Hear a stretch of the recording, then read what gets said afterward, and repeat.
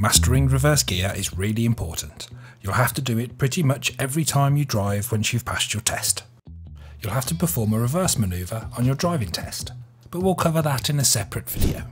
Starting to reverse is almost the same as moving off in first, but you're shifting the gear to R. But don't forget, you're going backwards. Make sure you know where reverse is on your particular gear stick. It varies from car to car.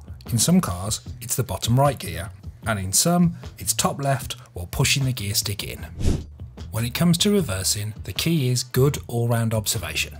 Check all your mirrors, and don't be afraid to swing your whole body around to look out of the back window. To reverse, put your clutch down and shift the gear stick into the reversing gear. Find the bite of the clutch, press harder on the accelerator, then slowly ease off the clutch, and you're doing it.